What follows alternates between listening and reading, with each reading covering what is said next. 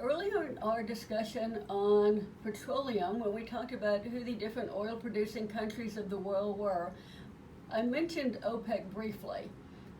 I think we need to have a little bit of a bigger discussion of OPEC and exactly what it is, especially as it pertained to the 1973 oil embargo against the United States.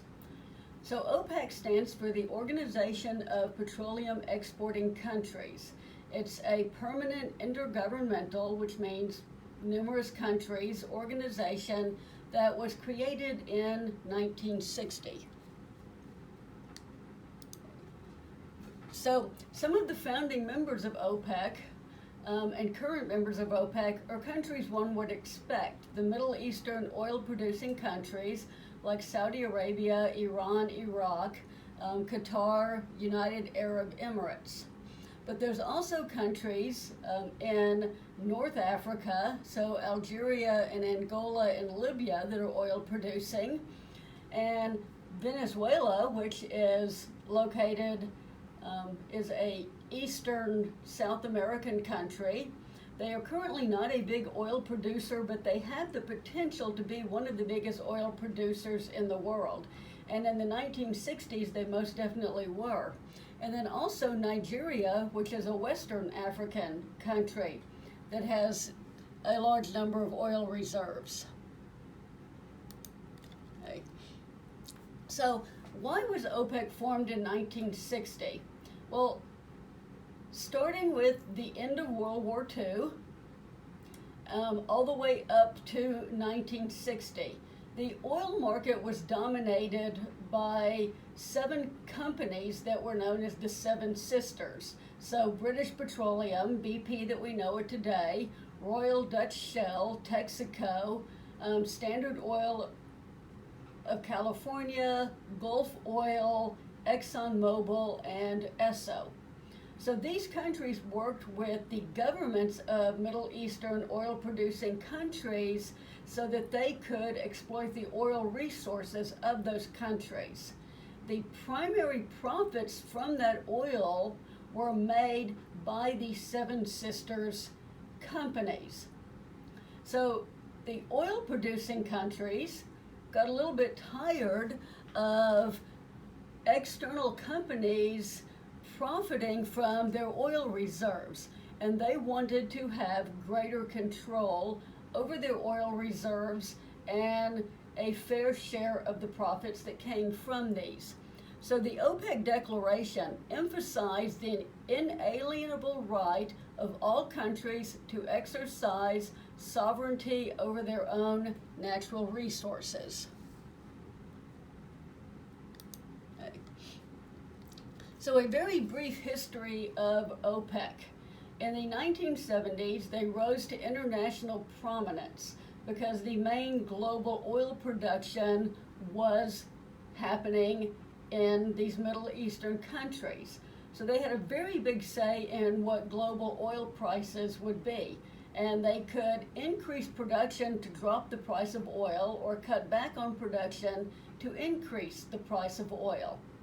As we've already said, in 1973, they imposed an oil embargo against the United States and some of our allies who supported Israel during the Yom Kippur War. So for a period of time, OPEC companies would not sell oil to the United States, which led to a brief period of oil rationing, long gas lines, and of course much, much higher oil prices, which was not great for the U.S. economy. They also formed the OPEC Fund for International Development to help poorer countries develop their resources. Now, by the 1980s, oil prices were significantly weakened, which was bad for the economies of these oil-producing countries. And they started to lose power for a number of reasons. During the 1980s, following the 1973 oil embargo, the United States started trying to find more sources of domestic oil. So that's when oil production in Alaska, in that Prudhoe Bay area next to the Arctic National Wildlife Reserve that we saw, first began to be really developed, and the U.S. government or Department of Energy started supporting some research and development into hydraulic fracturing so that we could move away from Middle Eastern oil. Okay. The Iran-Iraq War lasted for about a decade during the 1980s. And again, if you remember from our previous discussion, prior to 1979, the United States was more allied with Iran because after we deposed their democratically elected leader in 1953 to put in a U.S.-friendly puppet government that gave U.S. oil companies about 40% of the oil concessions in that country, we were strong allies. Until the 1979 revolution that ousted the Shah, returned Iran to self-government, at which point in time the United States then looked to ally itself with Iraq and help bring Saddam Hussein to power. So during this decade-long war, the United States backed Iraq. The Soviet Union, of course, came in and backed Iran. And this greatly weakened the OPEC countries because it's very hard for an intergovernmental group of countries to work together when two of them are at war with each other. And of course, in the 1980s, the environmental issues of global climate change and severe air pollution associated with burning fossil fuels really started to become apparent, and people became more interested in starting to at least talk about the potential for moving away from fossil fuels. In the 1990s, Iraq invaded Kuwait. Of course, we talked about this before. The U.S. then went in and drove Iraq out of Kuwait. All of this caused volatility in the oil markets because as Iraq was leaving Kuwait, they set the Kuwaiti oil fields on fire. So OPEC oil production as a whole went down. Other OPEC countries like Saudi Arabia tried to increase their production to neutralize the impact of this, but it caused a lot of volatility in oil prices. Also during the 1990s, oil prices began to be controlled less by oil companies and oil-producing countries and more by market forces. And of course, climate change was very apparent by the 1990s, and there began to be global Earth summits to talk about how can we start to wean the world off of the fossil fuel habit to reduce the impacts of climate change. We still didn't do anything, but we talked about it. By the 2000s, oil prices had soared to record levels. Part of that led to a global recession in 2008 with a lot of financial turmoil that took the better part of a decade to climb out of. OPEC began to really promote the oil sector because, again, fears of concerns with climate change, sustainability began increasing conversations about moving away from fossil fuels and looking for longer-term renewable energy strategies.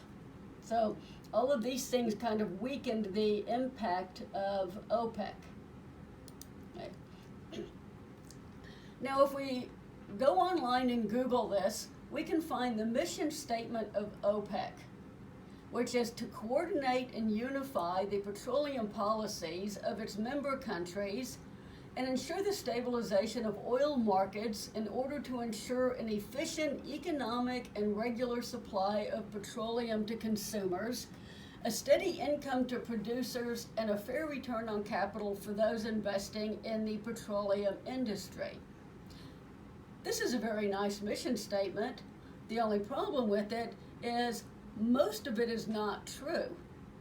Over years since its existence up to and including today, there are wars and conflict between oil-producing countries. So Iran and Iraq had a decade-long war in the 80s. Iraq invaded Kuwait in 1990. Currently, Saudi Arabia is involved in conflict in countries like Yemen. So a lot of turmoil. Countries at war with each other cannot coordinate and unify petroleum policies. They have not really stabilized the oil market consistently. One of the biggest problems is every single country in OPEC wants to maximize its oil revenues. So they make agreements about how much oil each country will produce to have a stable market.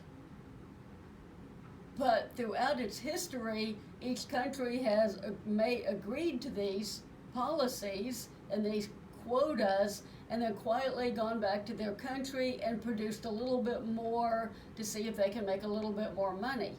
When everyone is doing that, then you have an overabundance of oil and it drives the oil prices down, which means a not really stable market. Now we can look at the statement of ensuring an efficient, economic, and regular supply of petroleum to consumers. Well, the 1973 oil embargo against the United States and its allies definitely was a violation of that. The one thing OPEC has done is provided a fair return on capital for those investing in the petroleum industry, at least up until 2008 with the market volatility that happened then. If you really want to know why was OPEC formed, you have to go back to the beginnings. OPEC was formed because the Seven Sisters were controlling the oil in those oil exporting countries, and the Seven Sisters were the primary entities profiting. So OPEC was really formed because these oil producing countries wanted to control the oil supplies in their countries, and they wanted to reap the profits from their own natural resources. So all of the rest of this mission statement is very pretty, but it's not completely accurate. Now, before we're overly critical of OPEC, I always throw out another mission statement, because every company, every entity has one. The University of Wisconsin Green Bay has a mission statement. As a comparison to OPEC's, I give us the Burger King mission statement, which is that Burger King restaurants have been serving menu offerings that represent quality, value, and taste for more than 50 years, and they're committed to helping children eat and live better by promoting balanced diets and active lifestyle choices. I'll just give you a few moments to ponder that and laugh about it and understand that mission statements for everyone, including OPEC, are very flowery, don't necessarily accurately show why the company or why OPEC is actually in existence. But at least we now understand a little bit about OPEC and its influence in the world.